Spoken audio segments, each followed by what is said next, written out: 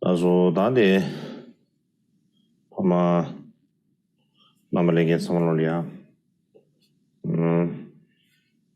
Ta sive samji. Kính chào, xin gửi lời chào tới tất cả quý pháp hữu. Hôm nay Pháp hội mùa hạ Manongok vào ngày thứ 11 của Pháp hội.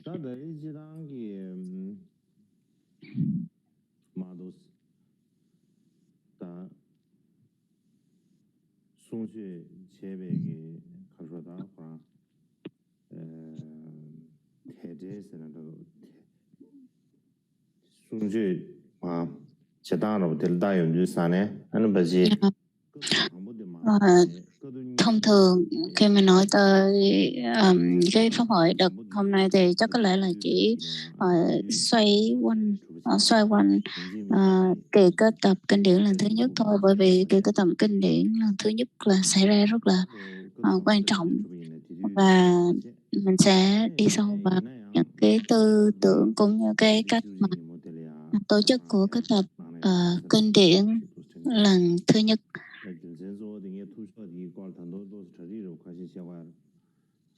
Bởi vì cái phần khác thì cái sự chuẩn bị thì không có chuẩn bị nhiều,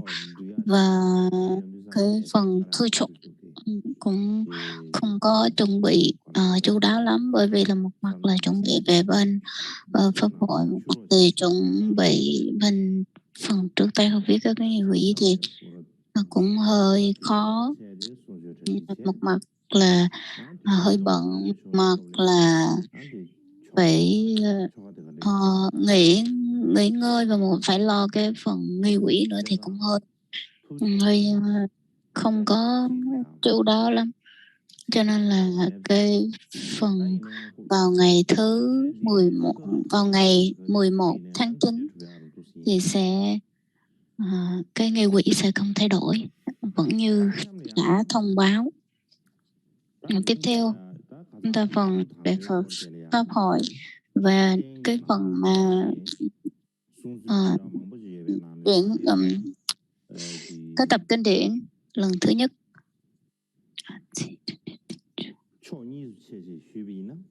Nói tới hai mặt về một về các tập kinh điển lần thứ nhất, và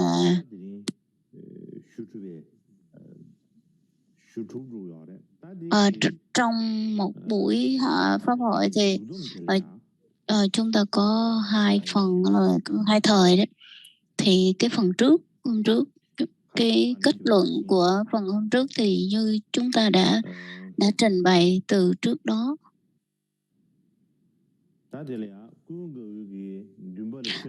Nói ngày phần những cái phần mà còn sót lại của hôm trước đó là phần ngày A Nan thuyết pháp để mà hóa độ ngày Channa là ngày Xiển Na, và người tỳ nữ cúng dường y.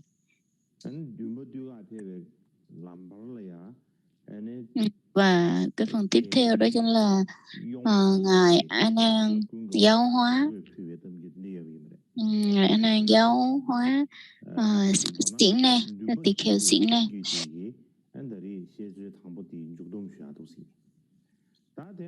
Và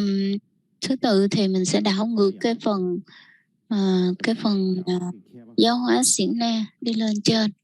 lên trước. Như hôm trước mình đi theo thứ tự thì bây giờ mình sẽ đảo ngược cái phần ở lên trước. Và trong đó thì đây là vị mà học giả người Ấn Độ,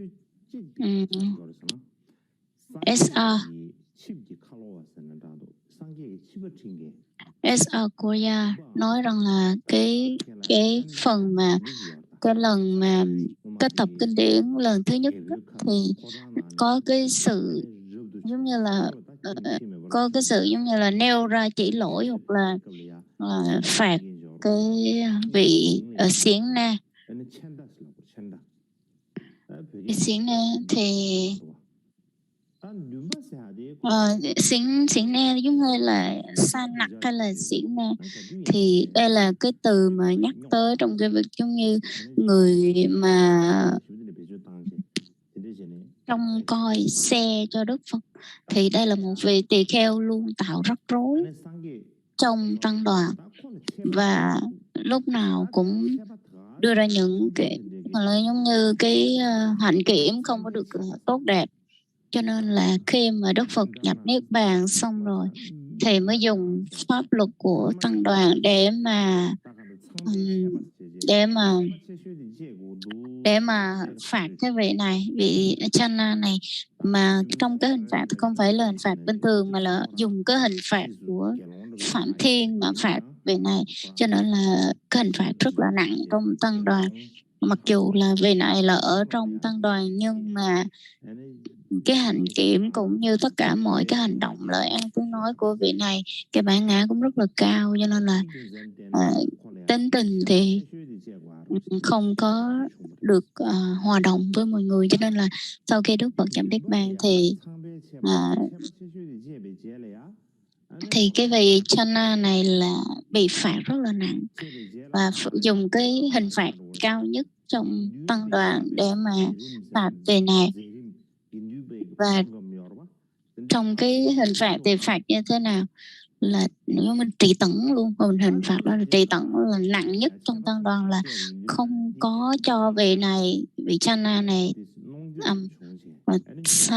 gọi là gia nhập vào bất kỳ một cái lễ nào của tăng đoàn. Và sau khi mà phạt vị này thì trong cái lúc mà phạt vị này thì vị này đã có cơ hội chứng ngộ A-la-hán. Rồi sau cái sự mà tu tập của mình thì chứng ngộ A-la-hán. Thì cái vị mà Channa tiếng Tây Tạng gọi là Channa, thì trong tiếng Tây Tạng, bản dịch với tiếng Tây Tạng thì nằm trong tứ vần luật, thì nằm trong cái bộ mà tạp sự luật. Và trong tạp sự luật nói rằng là lúc mà Đức Phật sắp nhập Niết Bàn thì Ngạ Nan mới hỏi Đức Phật rằng là: thưa Đức Phật tôn giả, Channa xiển na này cái tính rất là xấu, rất là cố chấp, thô bạo, hay giận dữ và hay nói những cái lời không có được đẹp. Cho nên sau khi mà Đức Phật nhập Niết Bàn thì tăng chúng làm sao, tăng đoàn phải làm sao đối với cái vị mà Channa này? Bởi vì rằng là vì cái tính tình của vị không có thu phục được, thì chúng con phải làm như thế nào? Thì Đức Phật mới trả lời rằng là sau khi mà ta nhập Niết Bàn thì hãy dùng cái hình phạt nặng nhất trong tăng đoàn, đó như hình phạt của Phạm Thiên. Dùng cái hình phạt cho vị này trong tăng đoàn, phải làm sao mà để cái tâm của ông thật là buồn. Cái tâm của ông rất là buồn và cái tâm cảm thấy rất là hối hận. Cho nên sau khi phạt xong thì hãy gọi ngài Cây Chiên Viên tới để mà thuyết pháp và truyền cho ông những cái khẩu truyền. Thì sau đó thì ông sẽ thức tỉnh. Thì trong kinh này, ở trong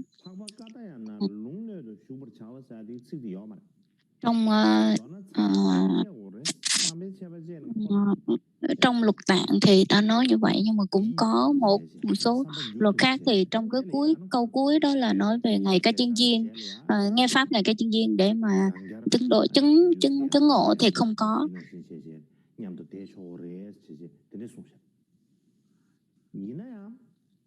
Nhưng mà trong căn bản nhất thiết hữu bộ, luật căn bản thì không có nói rõ về cái việc rằng là phạt ngài Channa xiển na này như thế nào hết. Nhưng mà trong ngũ phần luật của Sa Di Tắc á, thì cái vị Channa này, xiển na này thì nói rằng là ngài A Nan là cái người mà giáo hóa và thu phục, nhiếp phục ngài Channa. Và trong cái phần của tiếp theo thì tôi muốn trình bày là cái phần ngũ phần lục của phái Say Tắc đó, là phái Say Tắc là Mahisa thì tại cái vùng một lần nữa ở cái vùng Kosambi thì cái vị tỳ kheo Channa này rất là giận dữ đối với tăng đoàn, lúc nào cũng gây những khó khăn, tạo cái mối bất hòa trong tăng đoàn và làm cho tăng đoàn rất là nổi giận với ông. Và sau đó thì có một lần thì Chư Tăng đang kiết hạ an cư và không có kiết hạ được, không có làm rất là nhiều cái điều mà bất hòa trong cái khóa kiết hạ an cư đó. Và sau khi cái kết thúc cái khóa đó thì một số tỳ kheo mới nói với ngài Mahakajip rằng là kể lại cái câu chuyện và nói rằng là chúng ta phải làm gì đó với ngài Channa Siena này chứ không thể nào mà để như vậy được. Thì cuối cùng thì ngài Mahakajip mới gọi ngài Ananda. Nếu chúng ta thấy có những điều rất là lạ kỳ, đó là gọi là chỉ lỗi phạt, nêu lỗi với Anand, chỉ lỗi với Anand, mà gọi là sự mà gọi là giải quyết những cái bất hòa trong tăng đoàn cũng gọi tới Anand. Cho nên là ngài Mahakajip mới hỏi rằng là lúc đó thì Đức Phật đã nói những lời gì và Đức Phật đã đưa ra những cái hình phạt như thế nào, xin hãy nói rõ ra. Thì ngài Anand mới nghe lời dưới sự chỉ dạy của ngài Mahakajip thì mới gọi là kêu gọi tập hợp 500 vị tỳ kheo, thì cũng là từ ngài Anand với 500 vị tỳ kheo đi tới cái vùng Kosambi. Và ngài Channa này mới nghe tin rằng là ngài Anand và 500 vị tỳ kheo đang đi tới, cho nên là nghe tới như vậy là đi tới đón tiếp ngài Anand và mới hỏi rằng là ngài tới đây, ngài và tăng đoàn tới để làm gì? Chắc có thể không phải tới để mà phạt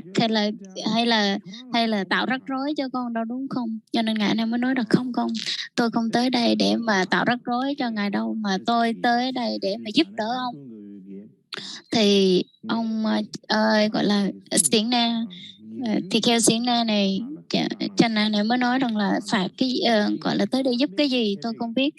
Nên là ngài Anand mới nói rằng là trước khi Đức Phật nhập Niết Bàn thì Đức Phật mới nói rằng là khi mà sau khi Đức Phật nhập Niết Bàn thì hãy dùng cái hình phạt của Phạm Thiên. Cho nên là cái vị mà Channa này mới nghe rằng là không biết cái hình phạt của Phạm Thiên là hình phạt như thế nào, cho nên là không biết phạt như thế nào, chưa bao giờ nghe. Cho nên là ngài Anand mới nói rằng là đây là một hình phạt rất là nặng, và khi mà thực hành cái hình phạt này thì dù cho tỳ kheo hay tỳ kheo ni, còn sự nam hay còn sự nữ thì đều trị tận ông, không nói chuyện với ông. Đó là một cái phương pháp rất là hình phạt trị tận, là diệt tận luôn, không cho nói chuyện với bất kỳ người nào, cho biệt chúng luôn. Đó gọi là hình phạt Phạm Thiên. Cho nên là sau khi mà ngài Channa này nghe xong thì ông rất là gọi là quá đổi sốc, ngạc nhiên và xỉu xuống dưới đất. Cho nên ngài Anand mới nói, ông nói với ngài Anand rằng là phạt tôi như vậy thì giết tôi cũng giống như vậy thôi, cho nên là chẳng khác nào mà giết tôi vậy. Cho nên là ông nói với ngài Anand như vậy thì ngài Anand mới nói rằng là không có gì đâu, đừng có lo, không sao đâu, đừng có lo. Đó là những cái lời mà Đức Phật dạy, và Đức Phật nói rằng là ông sẽ nương theo cái sự dạy của tôi, những cái bài pháp, những cái lời nói của tôi mà ông chứng pháp. Cho nên là ông không sao, ông đừng có lo lắng, hãy cứ nghe tôi giải pháp, hãy cứ nghe tôi giảng pháp. Thì Channa này vị tỳ kheo Channa này mới đứng lên và ngồi dạy và nghe những cái lời dạy của ngài Anand, nghe rất là nhiều những cái nói rằng là nói những cái lời gọi là pháp nào pháp thiện, rồi pháp nào là bất thiện, cái nào nên hành, cách nào nên đoạn, và làm sao để mà loại bỏ được những cái chướng ngại, và làm sao để mà gọi là chứng đắc được gọi là thiên nhãn, làm sao để mà có được cái sự chứng ngộ nơi pháp. Và cuối cùng thì ngài vị tỳ kheo Xiển Na đã chứng độ. Đây là cái lời trích giữ, đây là cái lời trích dẫn ở trong ngũ phần luật của Sa Di Tắc, và trong căn bản và trong luật của Nguyên Thủy bên Thượng Tọa Bộ, thì người ta nói rằng có một chút xíu khác nhau, nói rằng là cái cách nói hơi khác một chút xíu, nói rằng là ngài A Nan mới nói với chư tăng rằng là trước khi mà Đức Phật nhập niết bàn, thì Đức Phật mới nói với ngài A Nan rằng là và hãy tập trung chư tăng, tập hợp chư tăng lại, và đưa cái hình phạt phạm thiên trị tận diệu tận đối với vị tỳ kheo Xiển Na này, gọi là Chana. Thì lúc đó thì ngài A Nan chư tăng cũng không bao giờ không có biết, tăng đoàn cũng không có biết rằng là cái hình phạt phạm thiên là phạt như thế nào. Cho nên cuối cùng thì ngài tăng chúng mới hỏi rằng là ông có thỉnh Đức Thế Tôn rằng là phạt của phạm thiên là phạt như thế nào không? Thì ngài năng mới nói rằng là có. Tôi đã hỏi thỉnh Đức Thế Tôn là như thế nào gọi là hình phạt của phạm thiên, thì Đức Thế Tôn trả lời rằng là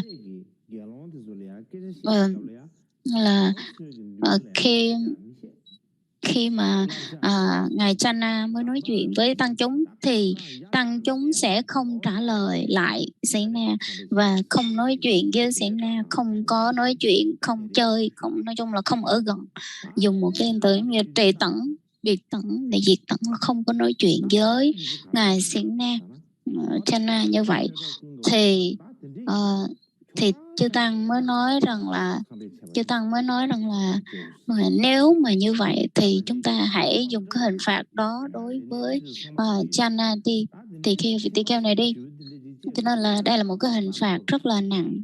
Cho nên là nếu như mà hình phạt nặng như vậy, cho nên là chắc có thể là chư tăng sẽ không có làm nổi, không có làm được. Cho nên là Đức Phật đã giao cho ông có trách nhiệm rằng là phạt cái vị tỳ kheo Chana này, thì thôi ông hãy làm một mình để ông tự làm đi, chứ tôi làm không nổi. Cho nên là ngài A Nan mới nói rằng là các vị đừng có nói như vậy, tôi không có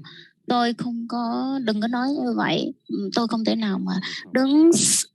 và trừng phạt cái vị Chana này được hết. Một mình tôi đi thì đi không được, tôi nói như vậy thì không được, một mình tôi đi thì không được. Cho nên là nếu mà một mình tôi đứng trước ông, vì thì cái này mà phạt ông thì tôi có thể là bị ông nó đánh lại, tại vì ông cái tính ông nó rất là bốc đồng và rất là khó khăn, cho nên là rất là gọi là xảo ngôn, cho nên là tôi không thể nào mà nói được. Cho nên là chư tăng mới nói rằng là nếu như vậy thì ông đi chung với một vài vị tỳ kheo nữa đi. Thì ngài A Nan mới nói ôi vậy thì được, tôi sẽ đi. Cho nên là các vị trưởng lão mới nói rằng là cũng kêu gọi đủ 500 vị tỳ kheo với lại ngài A Nan đi tới cái vị Chana này mà để phạt tỳ kheo Xiển Na này mà phạt. Thì khi mà phạt cái vị này đi tới 500 thì giúp đỡ, nào dẫn theo 500 vị tỳ kheo để mà giúp đỡ. Thì khi mà như chúng tôi nói, chúng ta thấy rằng là cái chữ 500 nó rất là nhiều, chẳng hạn như là cho nên là cái thời trong kinh Đức Phật chúng ta hay gặp hai cái từ duy nhất, đó chính là một là 500 vị tỳ kheo, 500, hoặc là 1250 hay 1200 hoặc là 120. Chúng ta thấy là cái số nó rất là lạ. Cho nên là cũng 100, cái số mà 500 mình thấy là gọi là các vị đại tỳ kheo cũng là 500 vị tỳ kheo. Cho nên là mình cũng không có biết rằng là không biết là cái cách dùng như thế nào, không biết là có phải là chắc chắn cái số đúng số lượng 500 không, hay là nó chỉ cho số nhiều mà thôi. Và nói tóm lại thì Ngài A Nan đã dẫn theo 500 vị tỳ kheo đi tới cái vùng Kosambi để mà phạt cái vị Siêng Na này. Và khi tới đó thì cái vị vua Uddayana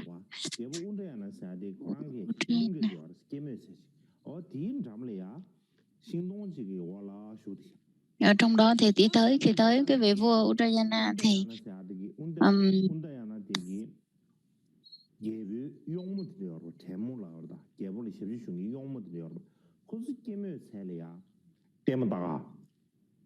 thì trong khi mà cái vị vua gặp vị vua Uddayana,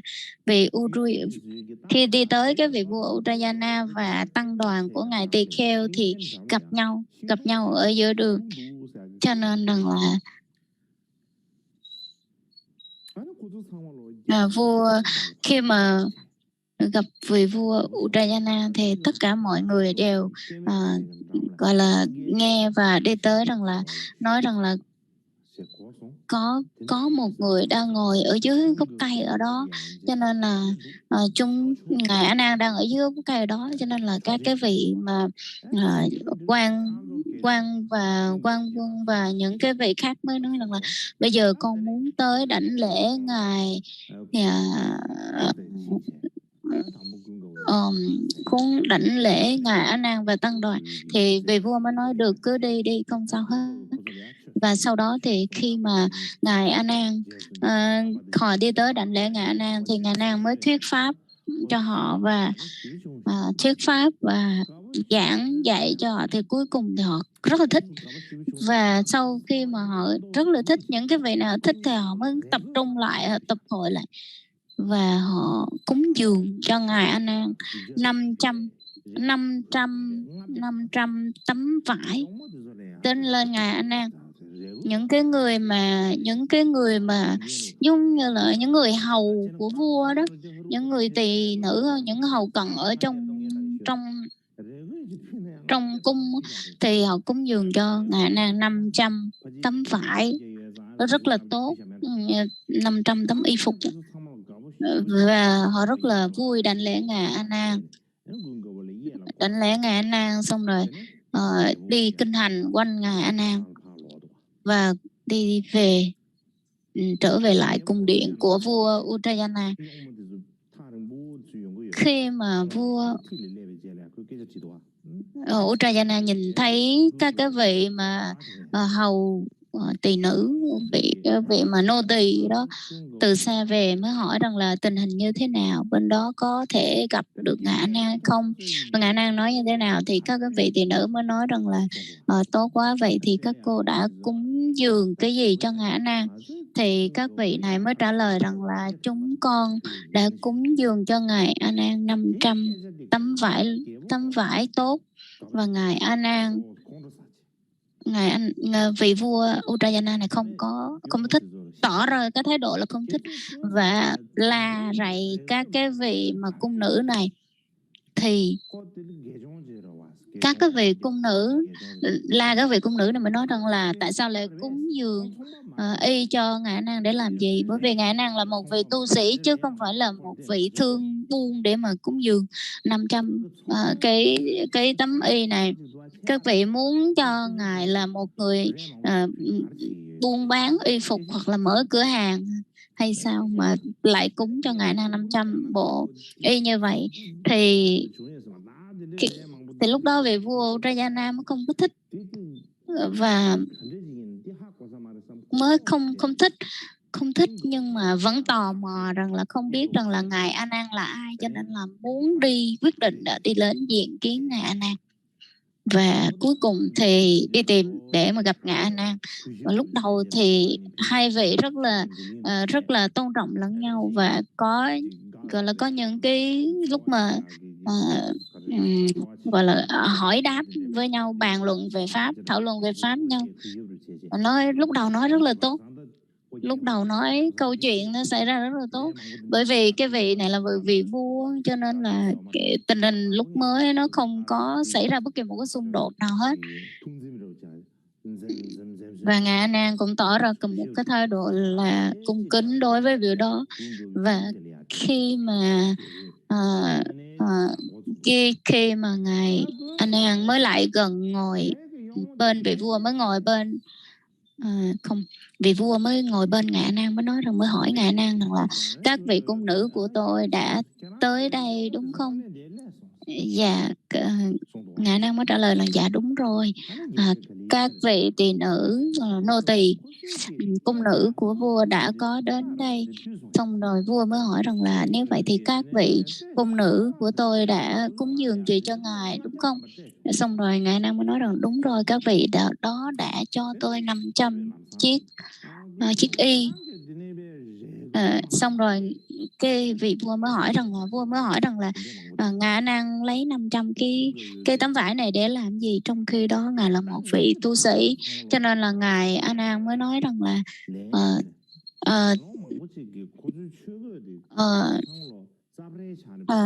tôi nhận là vì lý do gì, vì rằng là tôi sẽ may nhiều cái y phục để làm gì, để mà cúng dường lên chư tăng, chia sẻ cho chư tăng. Trong khi đó, bởi vì là chư tăng, cái y áo của chư tăng đã rách hết rồi, sờn và rách hết rồi, cho nên cái vị vua này là một ông vua rất rối chứ không phải là giỡn. Cho nên là ông vua mới hỏi rằng là nếu mà may y phục mới thì y phục cũ đó để làm gì, y cũ đó thì chúng ta sẽ làm gì? Thì ngài A Nan mới nói rằng là cái y phục cũ đó thì mình sẽ làm cái đồ ngồi, mình sẽ may tòa cụ, hoặc là làm cái tòa cụ. Cho nên vị vua mới nói rằng là vị vua mới hỏi rằng là nếu mà may cái đồ ngồi vậy thì cái đồ ngồi cũ đó thì làm gì? Thì vị ngài Nan mới nói rằng là những cái đồ ngồi cũ đó thì mình sẽ dùng nó, mình sẽ làm gì? Mình sẽ giống như mình sẽ dùng để mình tắm, mình kì tay chân này kia. Xong rồi vua mới hỏi là nếu cái đó rồi cái cũ đó rồi làm gì? Cái cũ đó thì làm gì? Thì mới nói ra là trải ở dưới đất, xong rồi thì làm gì?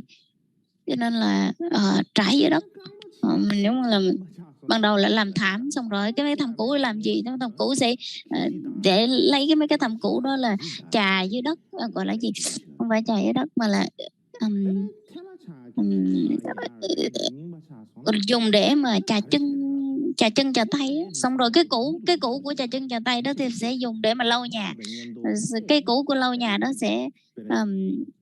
cắt ra từng miếng nhỏ để mà trộn chung với đất để mà làm gì? Để mà có thể là làm nhà, có thể là làm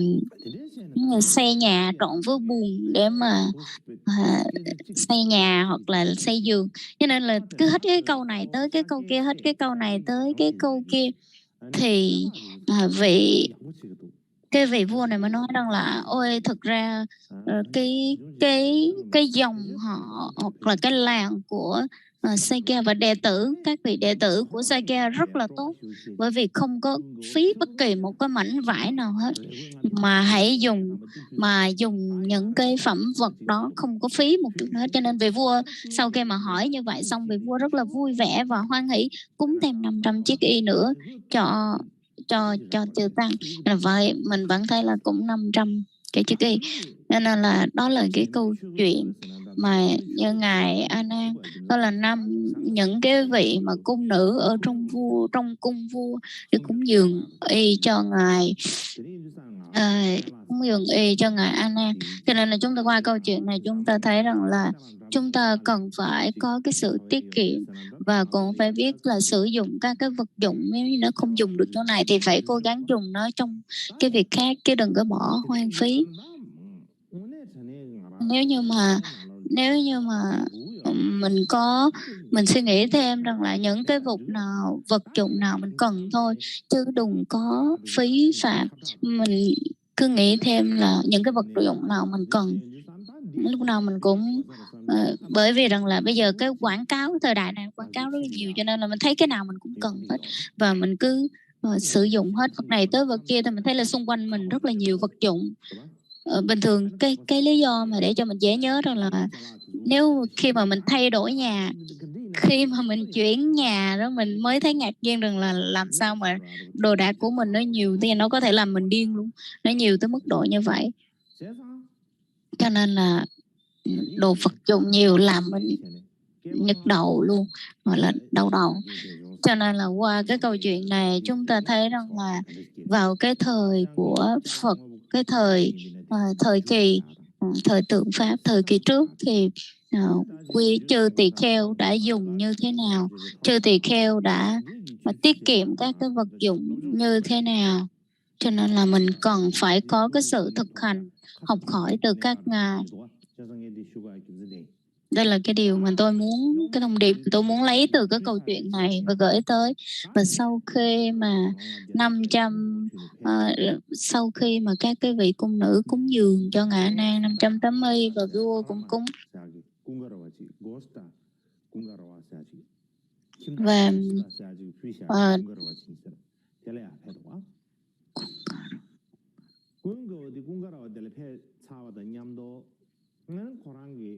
và sau đó thì ngài A Nan bắt đầu, tiếp theo đó là ngài A Nan đó là nhiếp phục, là giáo hóa ngài Channa. Thì từ lúc đó ngài A Nan và 500 vị tỳ kheo tiếp tục đi lên tới cái vùng đất tên là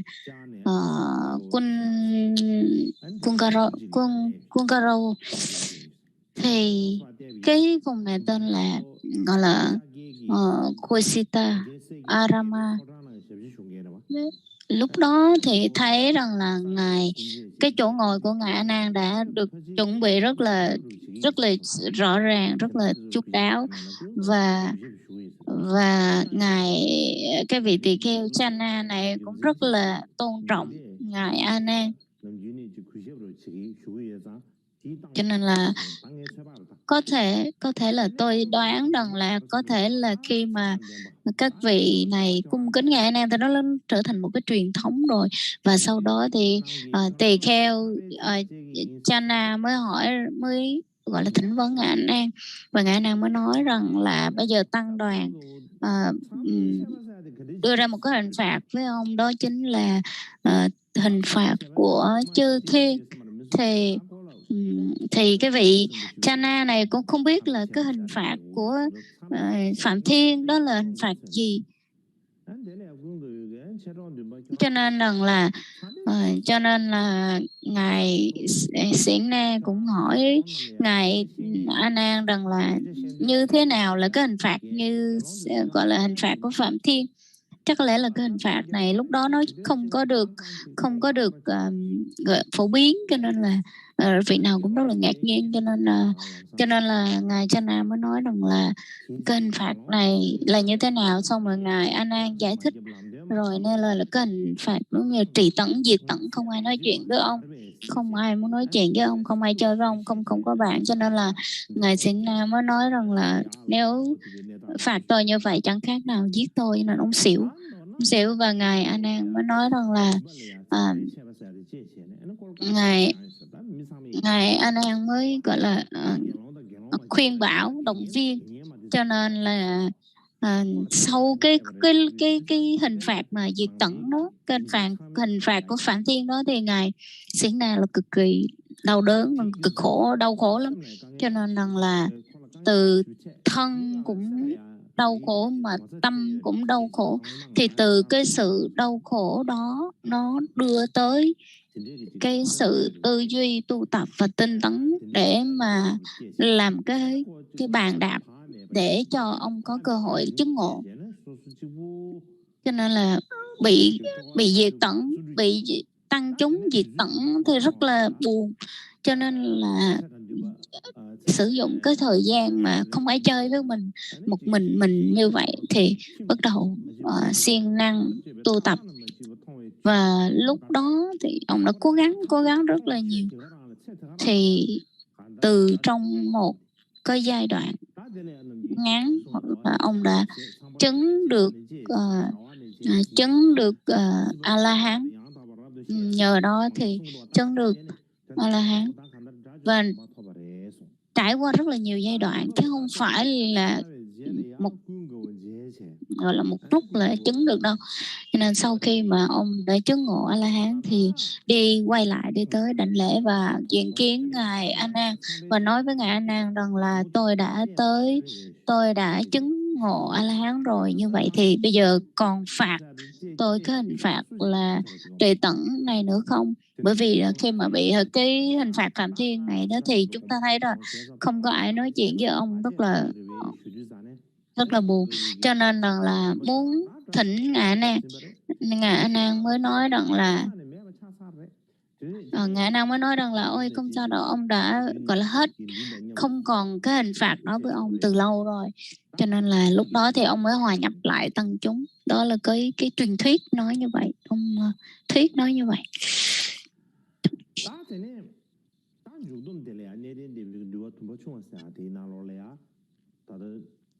Thì trong nguyên thủy, trong bộ luật Khandaka mới nói rằng là mới nói rằng là gọi là ngũ bách kiếp tập. Trong cái kỳ cái tập kinh điển là thứ nhất, còn gọi là ngũ bách kiếp tập, và đã dùng những cái bản gọi là trùng tuyên lại lục tạng và kinh tạng và lục tạng.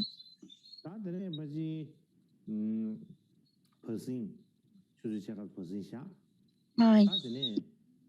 giải lao, giờ là giờ giải lao 30 phút ạ.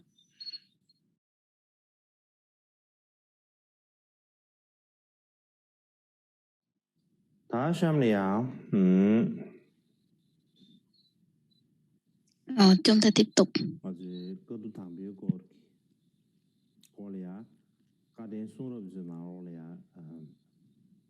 Và tiếp theo đó chính là trong cái lần kết tập kinh điển là thứ nhất thì có hai cái thuyết khác nhau. Cái thuyết đầu tiên thì chúng ta đã vừa trình bày xong. Tiếp theo cái thuyết thứ hai đó chính là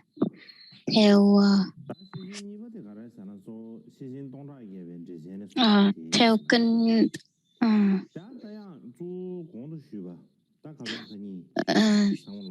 kinh Thập Vạn Tụng. Đó là trong một trong những cái bộ kinh Đại Bát Nhã.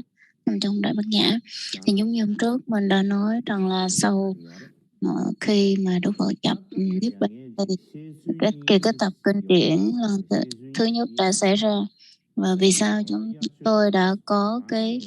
nói rằng là có hai cái cách, hai cái thuyết nó khác nhau nói về cái tập kinh điển lần thứ nhất. Thì tại sao tôi chỉ chọn hai cái thôi, chứ thực ra trong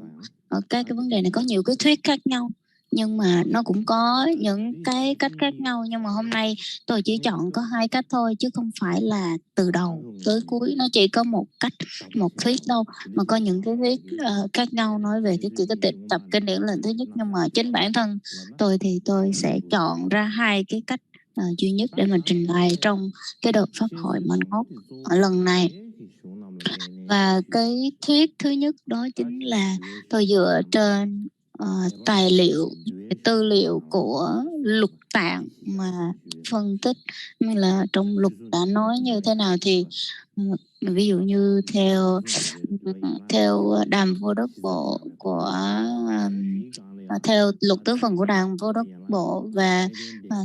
Di Sa Tắc của lục ngũ phần, hoặc là trong luật căn bản luật, theo căn bản luật thì hoặc là những cái bộ luật khác của các cái phái khác mình đã trình bày. Thì bình thường thì chúng ta sẽ có thể hiểu được một chút xíu đối với những cái tư tưởng khác, chẳng hạn như là của Nguyên Thủy thì ở đây chủ yếu là theo hai cái thừa, chẳng hạn như nguyên thủy và đại thừa, cho nên là theo thường mệnh tọa bộ và đại chúng bộ, cho nên là chủ yếu cái mà mình vừa trình bày xong nó chủ yếu là theo thường tọa bộ. Và tiếp theo đó chính là theo cái thuyết của đại chúng bộ đó, trong kinh đại thừa đó, quan niệm như thế nào, thuyết như thế nào về cái kỳ kết tập kinh điển lần thứ nhất. Trong kinh thập vạn tụng được, trong kinh thập vạn tụng thì được dịch qua tiếng Trung Quốc vào thế kỷ thứ tư.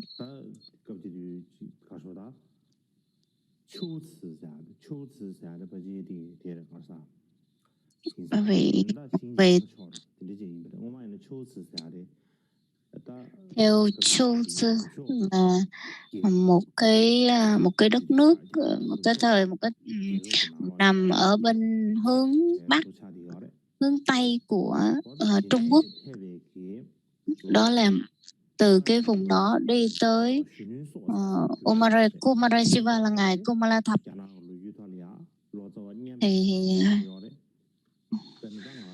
Thì đó là một cái vị mà dịch giả rất là lớn và quan trọng, ảnh hưởng rất là nhiều, cũng giống như cái vị mà dịch giả Lozawa Berojana của Tây Tạng vậy. Cho nên là theo truyền thống của Tây Tạng, ngài Berojana là một trong những cái người rất là uyên bác, và trong cái tiểu sử cuộc đời của ngài nó có rất là nhiều cái lời dạy và những cái thuyết, giống như có những cái câu chuyện rất là phong phú. Cho nên là tôi đang nghĩ rằng là có thể là cái tiểu sử của ngài này đã bị ảnh hưởng từ ngài Loche Sonosuk. Thì ngài Berojana là một trong những cái người rất là ảnh hưởng và có cái tầm quan trọng đối với Tây Tạng. Thì đối với ngài Kumarasiva cũng vậy, là ngài Kumalathap cũng vậy. Thì trong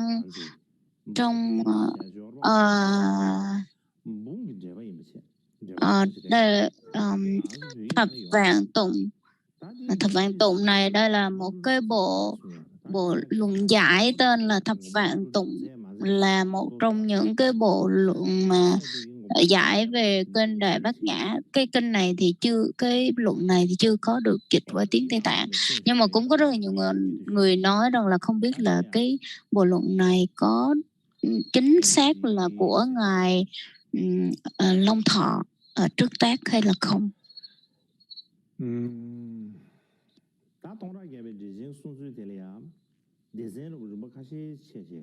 Ở trong phần này thì chúng ta sẽ chia ra nhiều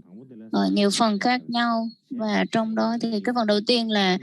Đức Phật nhập Niết Bàn, thứ hai đó chính là chư thiên đảnh lễ ngài Ma Ha Ca Diếp, thứ ba đó chính là ngài Ma Ha Ca Diếp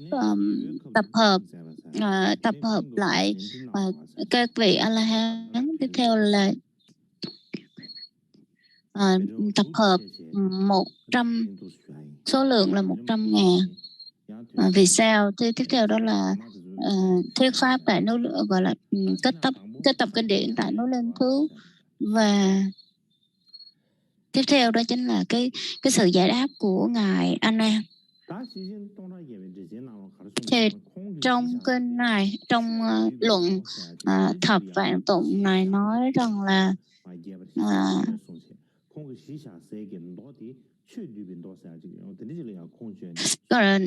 ngài sẽ dựa theo cái bộ kinh tên là Chübeto, nghĩa là Dhammasamkiti, kinh Dhammasamkiti, không biết là kinh nhiếp pháp hay kinh niệm pháp thì đó. Thì trong lấy cái kinh này làm cơ sở để mà phân tích, thì cái lúc mà Đức Phật nhập Niết Bàn thì lúc mà Đức Phật nhập Niết Bàn thì trái đất rung chuyển 6 lần, và tiếng Hán gọi là lưu thì ngài nói theo tiếng Tây Tạng, cho nên là 6 lần trái đất 6 lần rung chuyển, cho nên mình không biết là cái cách mà trái đất rung chuyển như thế nào, thì mình không biết là nó đảo ngược hay là nó chỉ rung rung hay là động đất thì không biết. Và như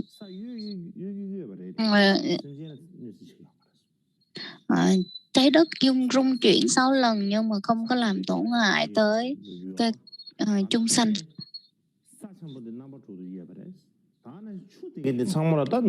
Và các cái con sông là nó đổi hướng, nó chảy theo hướng ngược, và gọi là trời thì thổi những cái cơn gió lớn, bão lớn, và mây đen từ mọi hướng tụ lại, rồi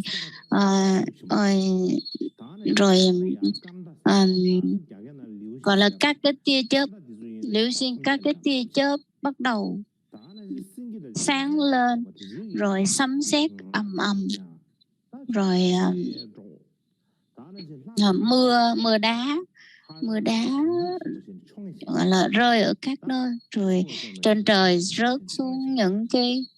chắc lẽ là thiên thạch rơi từ trên trời xuống. Và nói tóm lại là sư tử cũng gầm, rồi các cái thú khác nó cũng gầm rú lên. Các thần linh, con người đều than thở, nói rằng là đây là các cái vị thần như con người gọi là kêu lên, than vãn lên là Đức Phật đã nhập Niết Bàn. Cho nên là lúc đó thì các cái vị thần, và giống như cỏ cây hoa lá đều cũng như nó vỡ, nó rách ra, nó vỡ, nó nát đi, nát tan. Nên là cái núi thì nứt, rồi cái đại dương thì sóng rất là mạnh, biển sóng là mạnh, rồi đại địa chấn động, sườn núi thì bị nhưng mà có cái tách ra, rồi cây cối thì đổ ngã. Một bốn phương là nó có những cái dấu hiệu rất là lạ, rất là ngạc nhiên. Rồi sông hồ ao suối như là nó sôi sục lên, nó làm cho đục ngầu.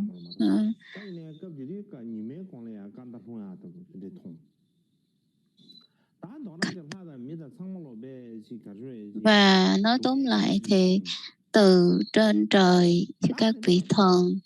và ở dưới người thì cũng rất là đau khổ và đau buồn. Và những cái vị mà hành khất thì họ nói rằng là họ rất là đau khổ, không có thể nào mà nói được. Nhưng là rồi thiền lòng và xoa cần thất bà, còn nó là ma hầu là già, vân rất là đau buồn. Nên họ mới nói rằng là hôm nay thì những cái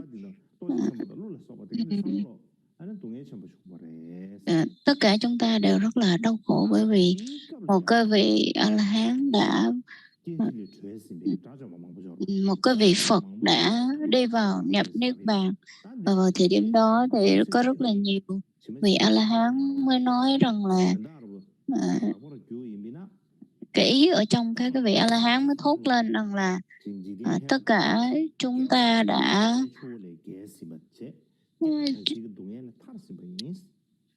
là những người đã vượt ra khỏi vòng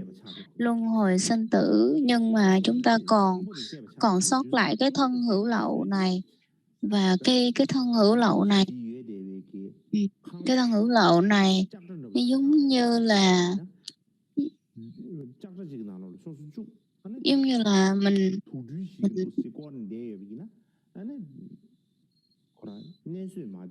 mình lấy cái thân mình nhốt vô ở trong một cái, nhốt ở trong cái lồng bằng sắt, thì trong đó bỏ mấy con rắn vào, cho nên là mình thấy là mình rất là đau khổ về cái thân còn sót lại, cái thân hữu lậu của mình. Cho nên là hôm nay chúng tôi quyết định nghĩ là sẽ nhập Niết Bàn, cho nên là lúc đó thì các vị A-la-hán, các vị Đại A-la-hán mới rất là buồn rầu, và rất là nhiều vị A-la-hán trong cái lúc mà Đức Phật nhập Niết Bàn thì tất cả các vị A-la-hán này họ cũng đều suy nghĩ như vậy, và cuối cùng đau buồn quá nên cuối cùng lại cũng nhập A-la-hán theo Phật. Rồi còn một số thì có một số thì bay lên trên trời và nhập Niết Bàn, rồi bay lên, cưỡi lên trên những cái đám mây, rồi cái hình tướng của những con thiên nga thể hiện rất là nhiều cái phép lạ, thần thông khác nhau để mà làm cho dùng cái phương pháp đó để mà hóa độ chúng sanh. Và sau đó thì cái vị đó nhập Niết Bàn, trước khi nhập Niết Bàn hóa hiện những thần thông khác nhau. Và lúc đó thì chư thiên ở cõi dục, chư thiên ở cõi dục cho tới tứ thiền, họ nhìn thấy như vậy, họ mới nhìn thấy rằng là thấy các vị A-la-hán nhập Niết Bàn quá nhiều, còn là đoạn bỏ cái thân của mình và nhập Niết Bàn như là theo Đức Phật. Xong họ mới nghĩ rằng là sau khi mà Đức Phật nhập Niết Bàn thì tất cả những cái vị học trò đệ tử có sự chứng đắc của Đức Phật cũng nhập Niết Bàn theo Ngài. Cho nên là tất cả chúng sanh ở trong trong cái thế giới này sẽ gặp nhiều cái bệnh tật khác nhau, rồi bị cái dục chi phối, rồi sự hận thù si mê, cho nên là tất cả không còn. Bởi vì rằng là vì sao là chúng sanh phải đối mặt với cái khổ để mà trị cái tâm của chúng sanh, vì tất cả Đức Phật và các cái vị mà A-la-hán để nhập Niết Bàn rồi, cho nên không còn ai để mà cứu vớt chúng sanh. Cũng như là những người mà những chúng sanh những cái vị mà A-la-hán mà được sinh lên từ cái bông sen sẽ không còn nữa, và hoa sen nó sẽ đi rồi vào uế tàn và lụi. Cho nên là những cái vị hộ pháp của Phật cũng mất đi, không như mây mà tan đi, nên không có còn trụ nữa, giống như cây mục nát, cây đổ, và các cái gọi là cái trí tuệ bát nhã nó cũng không còn, và những cái con voi lớn để mà nó hộ pháp nó cũng bỏ đi, chứ nó không còn đứng đó mà hộ pháp nữa. Nên là không còn cái trí tuệ bát nhã ở trên cõi đời này nữa, mà bị tham sân si chi phối. Ý nói là không còn cái trí tuệ sáng tỏ nữa. Làm sao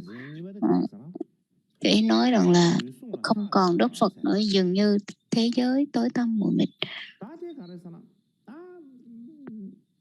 Cái phần thứ hai tiếp theo đó chính là chư thiên đảnh lễ ngài Mahakajip. Chúng ta thấy rằng là từ lúc đó thì ngài từ chư thiên ở cõi dục cho tới tứ thiền, các cái vị chư thiên ở cõi vô sắc giới á, thì họ cũng không có như là vô sắc giới thì cái trí của họ không có được tỏ tường, cho nên là họ không có quan tâm tới. Còn chư thiên ở từ cái cõi dục giới và sắc giới đi tới đảnh lễ ngài Mahakajip và nói chủ yếu là họ xưng tán ngài Ca Diếp và thỉnh ngài sống lâu, thỉnh ngài trụ ở cõi đời, đừng có bỏ, mà ngài là một trong những cái người rất là tôn quý, với cái thân thể có ánh sáng màu vàng phát ra, nên là ngài có một cái sự cái sự gọi là uy nghiêm kỳ diệu và một cái hình tướng rất là trang nghiêm, và cái con mắt của Ngài nó đẹp như, nó trong sáng như hoa sen. Sau khi mà dâng lời khen ngợi đối với Ngài Ma Cái Diếp, thì họ mới nói rằng là ngài Ma Cái Diếp là một trong người rất là thông minh. Ngài có biết như vậy không? Ngài là cái giống như là cái con tàu của hộ pháp, cho nên là nếu như mà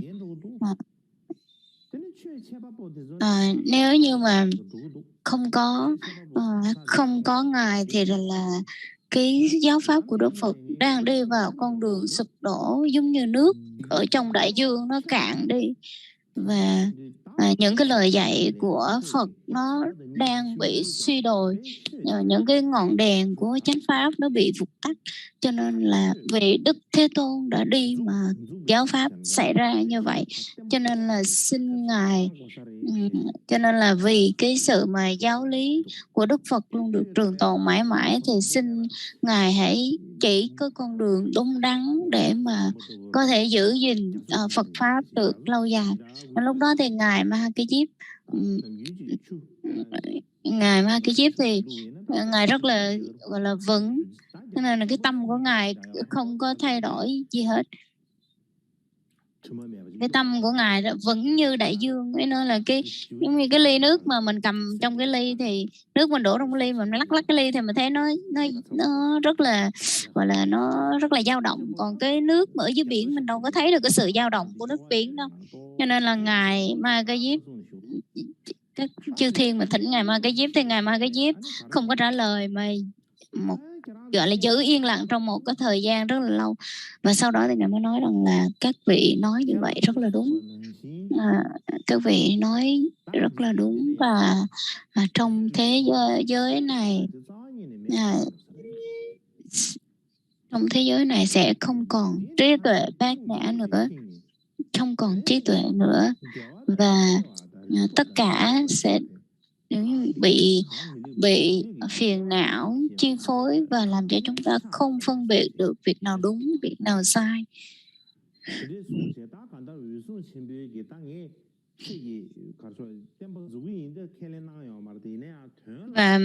Và đối với những cái lời dạy của Đức Phật thì cái Ngài Ma Cái Diếp không có hứa khả từ cái lời yêu cầu của các cái vị chư thiên, nhưng mà Ngài đã gọi là thầm chấp nhận những cái lời thỉnh cầu của chư thiên. Và sau khi đó thì các cái vị chư thiên gọi là biến mất và trở về cái gọi là cái trú xứ của mình. Nói tóm lại thì là sau khi mà Đức Phật nhập Niết Bàn thì có rất là nhiều cái hiện tướng xung quanh đó, và chúng sanh rất là buồn rầu, và rất là nhiều người lo lắng rằng là cái giáo pháp của Đức Phật sẽ không còn, giống như tan vào, như mây tan vào trong hư không. Cho nên là Ngài Ca Diếp đã hứa khả.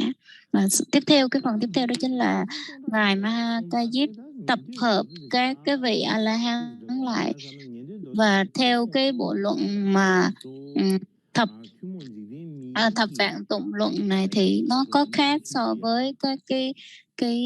thuyết trước đó mình đã trình bày theo thuyết theo Lục Tạng.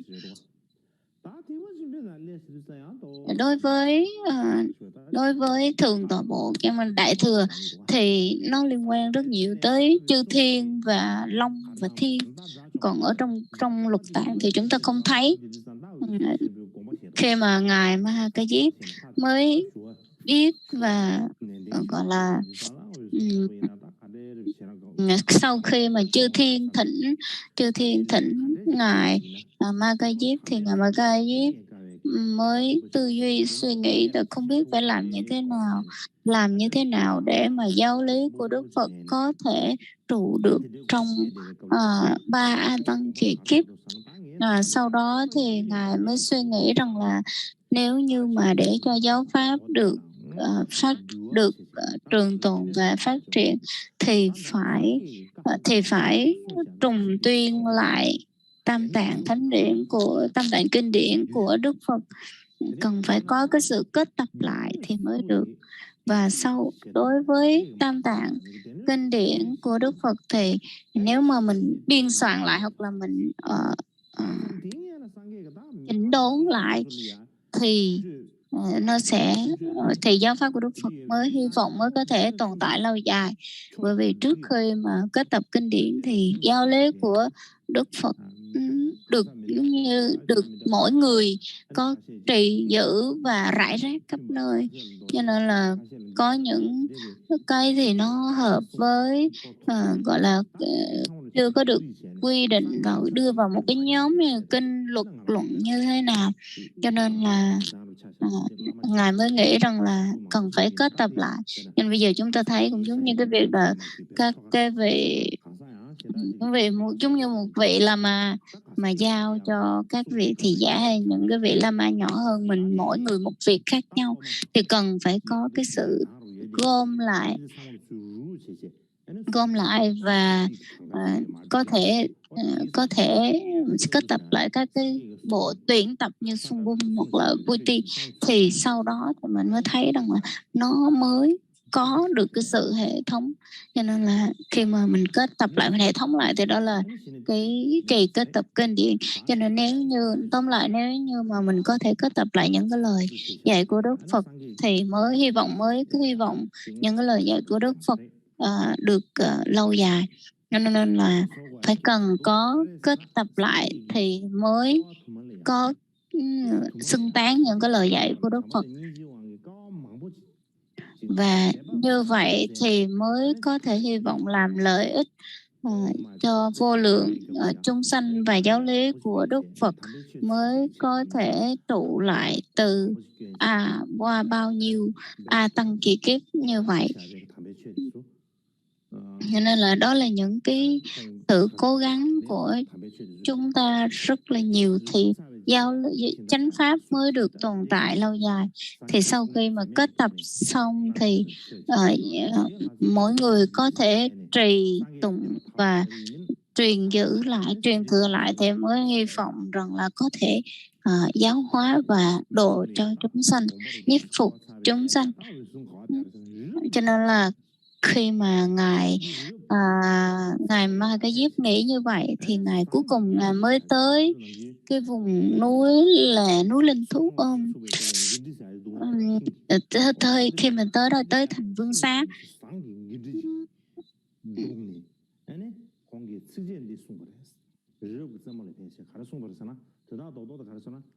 ngài đi tới một cái núi, có thể là núi Linh Thú. Thì tới đó thì ngài mới dùng một cái chuông hay cái gì đó đánh rất là mạnh, xong rồi ngài mới nói rằng là nếu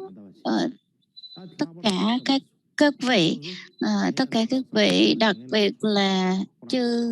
chư vị A La Hán, nếu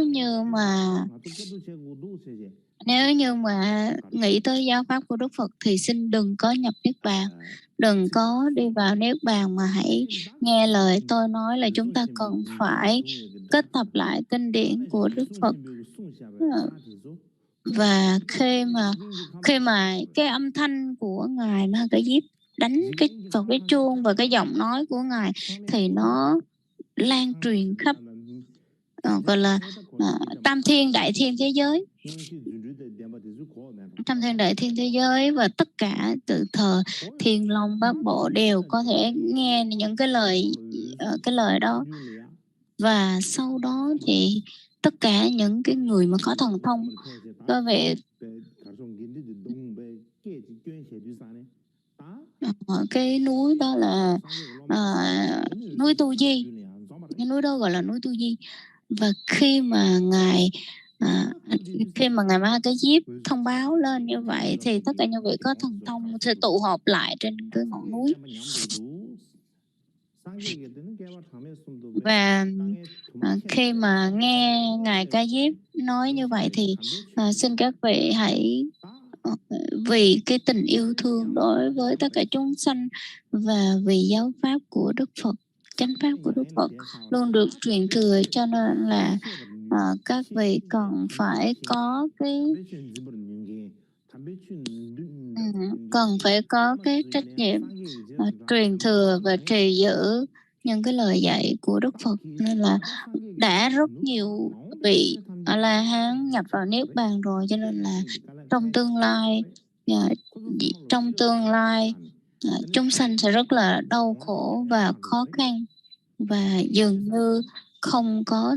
gọi là trí tuệ ở trong cái cõi thế gian này, và con người giống như là mù mắt. Nên là để mà cũng giống như cái tình yêu thương của Đức Phật đã đối với chúng sanh, mà chúng ta cũng như vậy, cần phải có tình yêu thương đối chúng sanh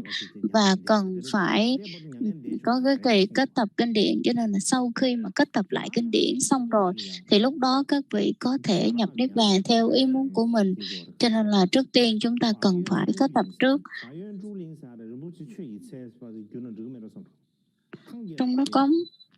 trong cái cõi mà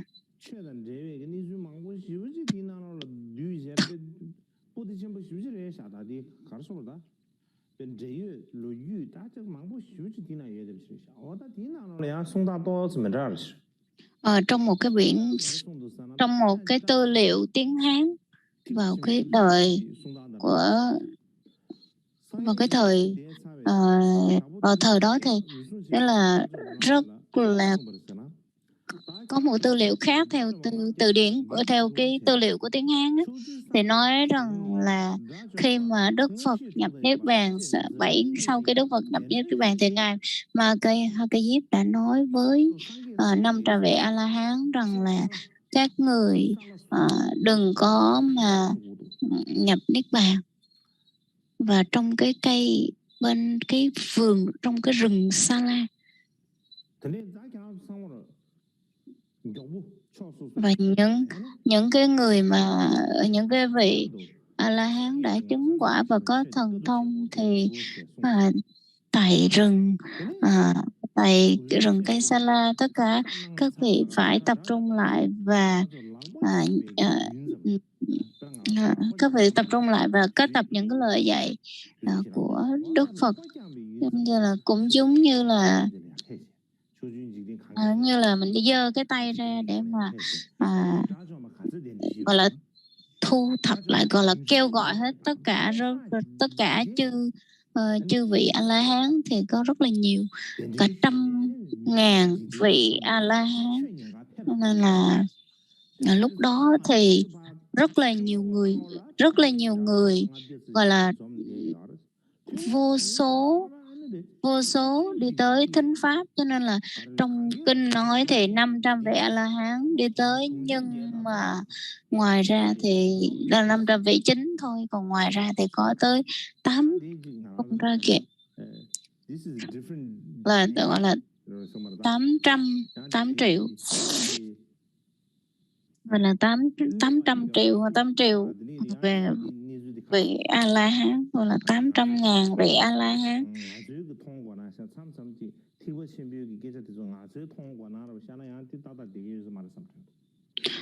Ý nói là rất là nhiều vị A La Hán, 8 vạn vị A La Hán đã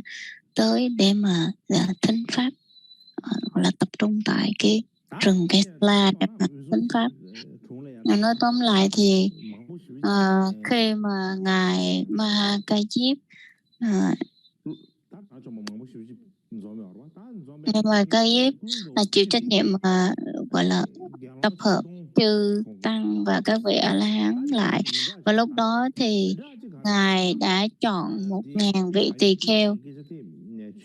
Phài Yin Truly. Thì theo cái tư liệu của Phài Yin Truly, không biết là vị này tên gì, thì trong này nói rằng là trong cái quyển luận giải gọi là thập vạn tụng này nói là có 1.000 vị tỳ kheo, và trong 1.000 vị tỳ kheo thì không tính ngài A Nan Đa. tất cả đều đã chứng đắc quả A-la-hán và sở hữu sự chứng ngộ rất là đặc biệt, đều an trú trong cái sự giải thoát. Và những người rất là thông thạo về tam tạng nói về tất cả các vị A-la-hán mà tốt nhất, giỏi tài đức độ nhất đã tập trung lại để mà, và trong này như nãy mình nói là có 1.000 vị tỳ kheo, thì trong thập vạn tụng luận này nói rằng là có 1.000 vị tỳ kheo, thì tại sao lại cái số lượng đó tại sao phải là 1.000? Thì lúc đó thì có rất là nhiều, như chúng ta biết là có rất là nhiều, lúc đó là vô số tỳ kheo tới tập trung ở đó, nhưng mà tại sao Ngài Ca Diếp chỉ chọn 1.000 thôi chứ không phải cho vào nhiều? Có nghĩa rằng là vào cái thời của vua Bình Sa Vương, vua Bimsara,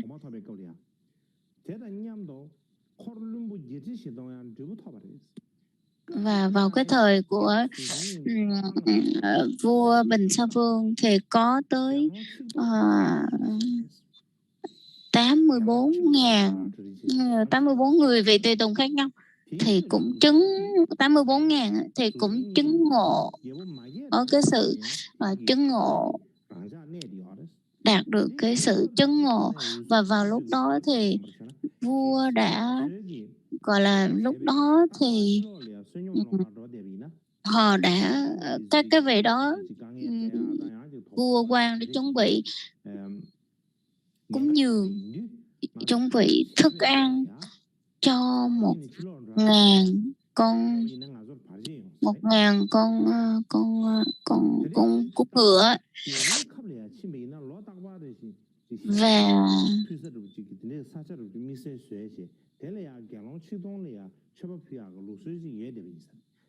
và lúc đó thì chuẩn bị 1.000 con ngựa để mà cúng dường lên chư tăng sao. Xong rồi thì cái vị vua A Xà Thế,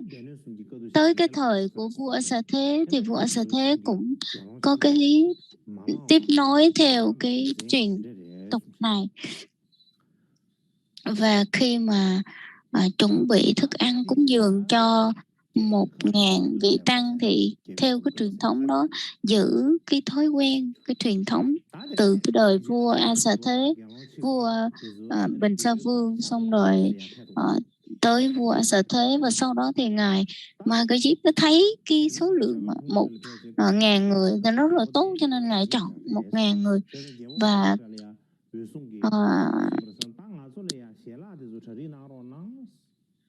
khi mà vua A Xà Thế lúc mà cái tập kinh điển tiếp theo đó là cái tập kinh điển tại núi Linh Thú ở thành Vương Xá, thì lúc đó là vị vua A Xà Thế trị vì, thì vua mới nói rằng là lúc đó thì ngài Ma Ca Diếp nói rằng là tại núi Linh Thú chúng ta đã có tập trung và tập hợp lại 1.000 vị tỳ kheo, cho nên là rất là đông, không có đi khất thực được, cho nên là vua hãy vua Asatasattu hãy gọi là hộ pháp cho các cái vị này có thể có thời gian và điều kiện để mà kết tập kinh điển. Thì cũng giống như trong cái bản luận giải, trong cái bản luận giải của Mahasamgika thì mới nói rằng là ở trong đó thì đã chuẩn bị chỗ ngồi và chỗ ở cho hàng nghìn vị tỳ kheo, và ở trước thì chuẩn bị một cái chỗ ngồi cho Đức Phật, ở giữa là Đức Phật, còn một bên là ngài ngài Ca Diếp, một bên là ngài Xá Lợi Phất, một bên là ngài Mục Kiền Liên. Và họ đã chuẩn bị tất cả, ngay cả chỗ ngồi cho ngài phát tòa cho ngài Ca Diếp, và trong khoảng 4 tháng liên tục, 4 tháng liên tục không có đi ra ngoài để mà kết tập kinh điển. Sau khi mà tập hợp lại tất cả chư tăng lại với nhau, thì trong đó đa số là những người đã từng được nghe những cái lời dạy của Đức Phật, và cũng có người đã từng nghe hết những cái lời dạy từ Đức Phật, hoặc là nghe 1 lần, 2 lần, 3 lần về lục, đã từng nghe rất là nhiều lần từ Đức Phật, hoặc là có những người không nghe thì có thể nghe những cái vị trưởng lão khác trùng tuyên lại đã rất nhiều lần. Cho nên là nói tóm lại thì là cái sự mà tập hợp của tăng đoàn 1.000 người thì đa số là những người đã từng nghe trực tiếp từ những cái lời dạy của Đức Phật, và những cái vị từ những cái vị trưởng lão để mà truyền hoặc là trùng tuyên lại cho các vị này rồi. Nên là lúc đó thì không hiểu sao mà bây giờ ban đầu thì 1.000 người, nhưng mà ban đầu thì tập hợp lại thì 1.000 người, nhưng mà cái lúc mà vô chính thức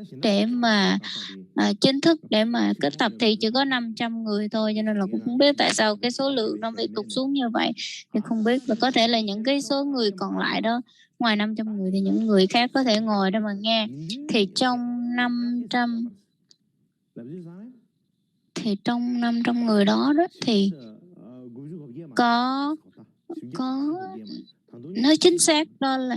xác thì chỉ có 498 người thôi, chứ không có 500.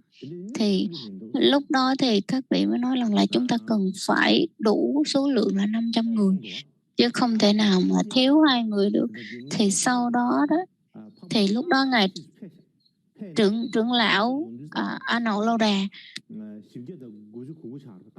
khi mà trưởng lão A Nậu Lâu Đà mới nói rằng là không có, lúc mình bị thiếu, không có đủ số lượng là 500 thì phải làm như thế nào?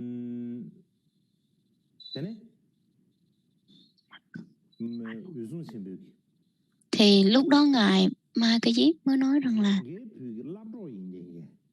nói với một cái vị mà cùng cái trưởng lão, cùng cái tên đối với ngài Xá Lợi Phất, cho nên là cái vị đó tên là Lipoti. Thì cái tên này tôi không có tìm ra được từ tiếng Phạn, cho nên là chỉ biết từ tiếng Hán thôi, tiếng Hoa thôi. Tên là Lipoti, tên là Lipada, sao Lipoti. Thì cái vị mà Lipoti này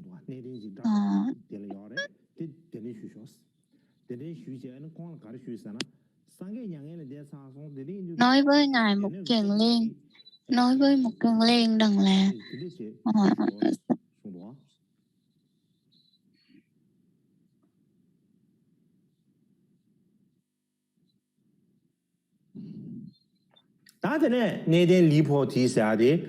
thì cái vị Lipoti này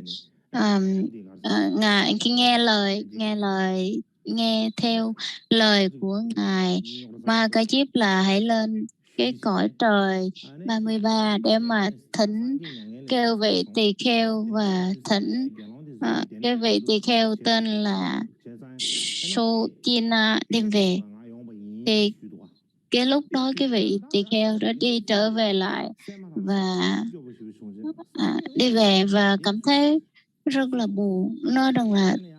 Đức Phật đã đích thực nhập niết bàn rồi sao? Tôi cảm thấy rất là buồn,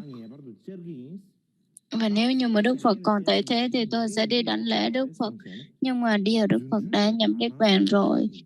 chúng sanh giống như đã mù cái con mắt và không còn cái điều gì để mà đau buồn hơn, cho nên là ông rất là đau buồn, nên chỉ ông bay lên trên trời và tự thiêu luôn, nên là lửa tự cháy và ông nhập niết bàn. Nên là khi mà thấy cái vị trưởng lão đó đã nhập niết bàn thì cái vị mà Lipoti mới trở về chỗ ngài Ca Diếp và mới kể cái câu chuyện như vậy. Cho nên là ngài kể lại với ngài Ma Ca Diếp rằng là vị ấy đã nhập niết bàn rồi, vị ấy cũng đi luôn rồi. Cho nên là sau đó thì ngài Ma Ca Diếp mới đi vào giao, cũng gọi là cử cái vị mà Lipoti này đi lên tới cõi trời cõi trời thứ 33 lên, cứ thỉnh cái vị này tiếp. Vị này tên là Châu Phấn Boti. Thì vị mà Lipoti mới đi tên đó, hãy đi thêm một cái vị, hai vị gọi là Châu Phấn Boti, và thỉnh tiếp thêm một vị là San Sun, và tiếp theo đó là vị trưởng lão, gọi là rất là nhiều người khác nhau, không nghe được cái tên, gọi là U Tô Lộ. Thêm một vị nữa, như là theo một cái vị thêm đệ tử của một cái vị, đệ tử của một Kiền Liên, rồi đệ tử của Xá Lợi Phất.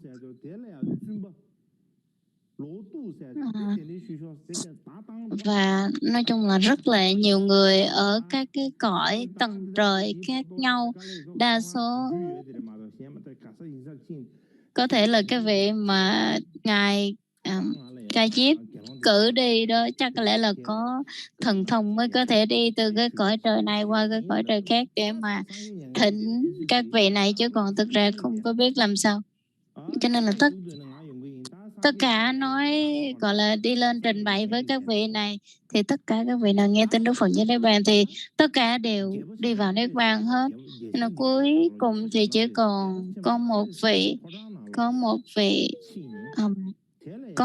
vị đi vào trong cái cung vua, cái cung của một cái vị gọi là thiên vua của một cõi trời, một vị vua tên là Vaisravana, thì gọi là nói và thỉnh cái vị tên là Timidua, không biết nói tiếng,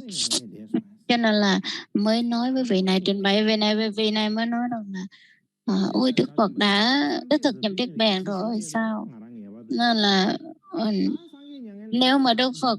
chưa có nhập Niết Bàn thì tôi sẽ cố gắng đi tới đảnh lễ Đức Phật, chiền kiến Đức Phật. Nhưng mà khi mà Đức Phật đã nhập Niết Bàn rồi, tôi đau buồn quá, và vị ấy bay lên hư không và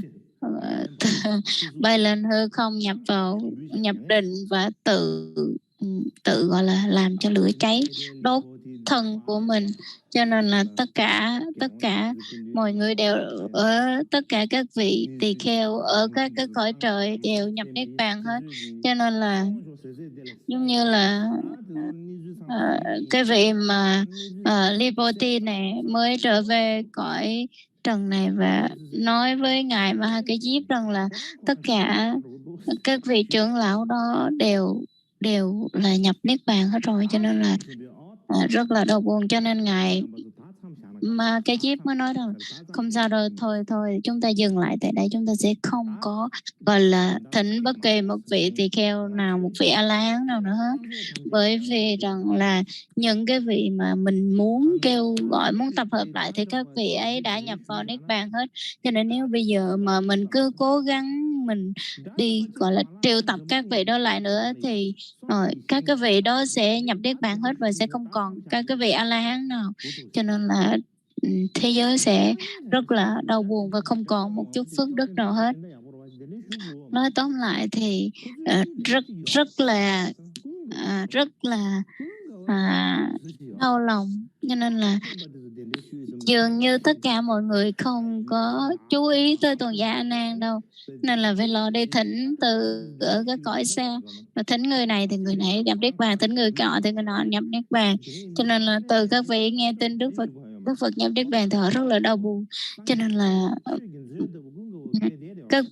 có một nghị nói rằng là tại sao không có quan tâm tới ngài A Nan, cho nên là cần phải quan tâm đến ngài A Nan. Cho nên có một vị tỳ kheo nói lớn đó là: thưa các vị trưởng lão, ngài A Nan đã ngồi trước mặt chúng ta đây. A Nan Đa là một cái người mà đã thị giả bên Đức Phật, đã nghe những cái lời dạy trực tiếp từ Đức Phật. Ở trong ngài rất là A Nan Đa rất là gọi là có những cái đức tính tốt đẹp như vậy. Tại sao không mời A Nan Đa mà đi lên cái cõi trời này cõi kia để mà thỉnh các vị A La Hán về để làm gì? Trong khi đó ngài A Nan Đa trước mặt mình đây có những cái phẩm hạnh tốt đẹp như thầy, vậy mà sao không có thỉnh? Thì lúc đó cái vị tỳ kheo đó nói xong thì ngài Ma Cái Diếp gọi là bác ngay tức khắc là không có được đâu, nói rằng là chúng ta cần phải có tất cả những cái vị đều chứng quả A La Hán thì mới được gọi là vua học đạo hết. Những vị đã gia nhập vào chứng vua học đạo hết thì mới được, chứ còn ngài A Nan Đa chưa có chứng vào vua học đạo cho nên không được. Cũng giống như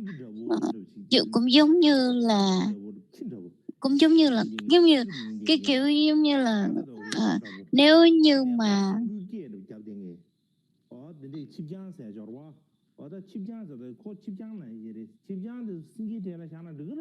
giống như là không được, giống như là cái việc mà mình đem một con chó mình bỏ nó vào trong cái bầy, giữa cái bầy sư tử, cho nên là ngài A Nan chưa có chứng được quả, chưa dự vào vô học đạo cho nên là không được. Cho nên ngài Ma Cái Diếp không có chấp nhận.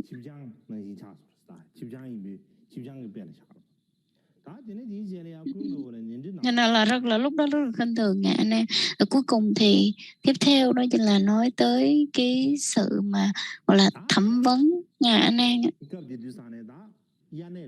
Lúc đó thì là rơi vào cái mùa hạ, là hạ cư trong 3 tháng hạ, cho nên là khoảng 15 ngày, gọi là vào mỗi nửa tháng chúng ta có Bố Tát. Thì trong cái lúc Bố Tát đó thì nhập dân chúng lại với nhau.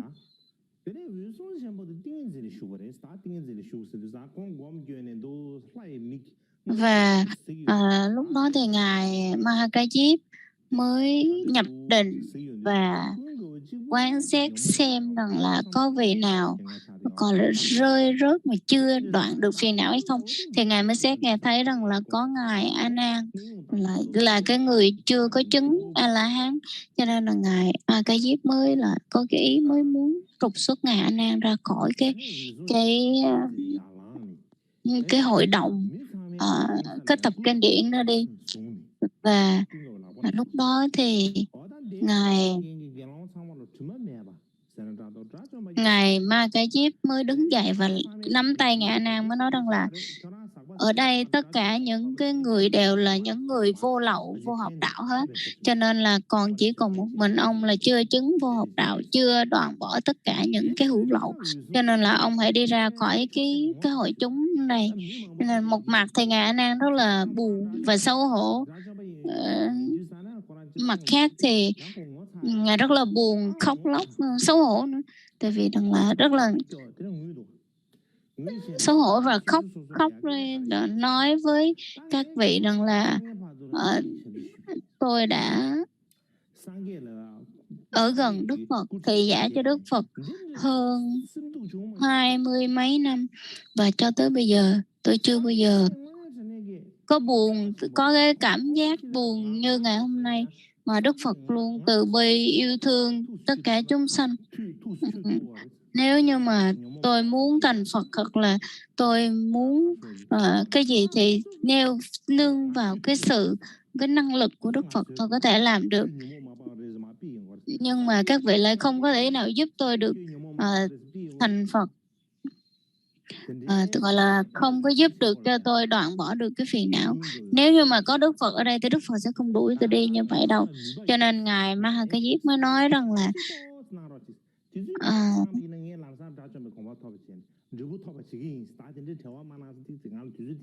Ngài A Nan mới nói với Ngài Ca Diếp là